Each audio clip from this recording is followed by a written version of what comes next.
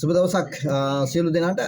මේ විශේෂ නිවේදනයක් කිරීම සඳහා තමයි අද මම මේ වීඩියෝ කරන්නේ. මොකක්ද මේ විශේෂ නිවේදනය? අපි ඔබලට සතුටු වෙන්න පුළුවන් මේ ලංකාවට ආදායමක් උපයා ගන්න පුළුවන් වෙනදට වැඩි ආර්ථිකයක් හදා ගන්න පුළුවන් ක්‍රමවේදයක් අද මේ රජයෙන් කරන්න යනවා. මොකක්ද මේක කරන්න යන්නේ? මම හිතන්නේ මචං දැන් මේ දවස්වල විශේෂයෙන්ම කතා වෙන සිදුවීමක් තමයි මේ ගල් අඟුරු වංචාව පිළිබඳව.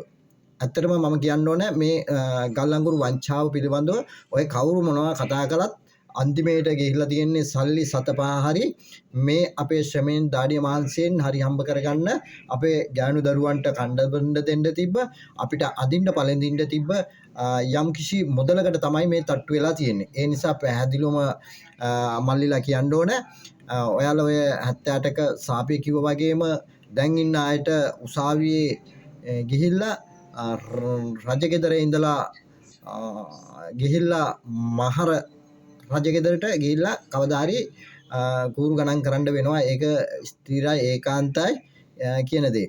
දැන් ඒකනේ මේ විශේෂම සිදුවීම තියෙන්නේ. දැන් මොකක්ද විශේෂ සිදුවීම? දැන් ගල් අඟුරු වලින් වංචාව කරනවනේ මචං.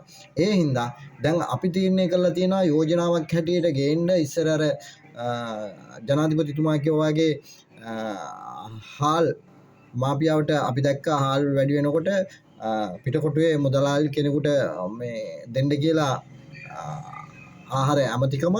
ඒ වගේම අද අපි කියන්න කැමති මේ පොල්කටු අඟුරු වංචාව නිසා දිගින් දිගටම මේ සිදුවීම වෙන හන්දා දැන් අපි යෝජනා කරලා තියෙනවා මචං මේ ගල් අඟුරු වෙනුවට ඒකට පොල්කටු අඟුරු ටෙන්ඩරයක් ලබා දෙන්න.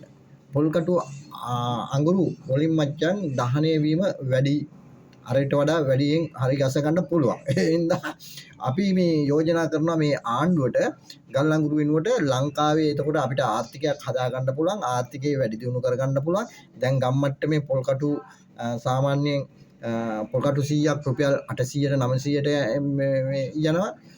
1000 පොල්කටු 1000 800ට 900ට යනවා. ඒ නිසා ඊට වැඩි කරන්න පුළුවන්. අර බාන්දුරාගොඩ මුදලාලි කෙනෙක් ඉන්නවා පොල්කටු මේ ඔක්කොම ගිහින් දෙන්නේ එයාට. පොල්කටු පුච්චන මුදලාලි කෙනෙක් ඉන්නවා එයාට පොල්කටු ටෙන්ඩරයක් ලබා දෙන්න කියලා අපි රජයේ යෝජනා කරනවා. මොකද මේ ගල් අඟුරු එතකොට වංචාව පිළිබඳව දිගින් දිගටම යනවා. හෙට අනිද්දාත් මම අහගෙන නැවුවලටත් ඒ වගේ ගෙන්න ගන්න යනවා ඒ වැඩි මිලට කියලා. ඒ නිසා මේ මොනවත් නැහැ. අපි ඔකට පොල්කටු අඟුරු දාලා පුච්චන්න ලෑස්ති කරගන්න. එහෙම නැත්නම් විදුලිය නිෂ්පාදනය කරන්න නොරොච්ච වලට අපි අරගෙන යන් හෙට අනිද්දා වෙනකොට අපි ලොකු උත්සවයක් තියලා අපි පිළිගැනීමක් තියලා උත්සවයක් තියලා මේ ටෙන්ඩරේ බාර දෙනවා. පොල්කටු මුදලාලි කෙනෙක් ඉන්නවා බාන්දුවකට පොල්කටු මුදලාලිට පොල්කටු අඟුරු ලබා දෙන්න කියලා.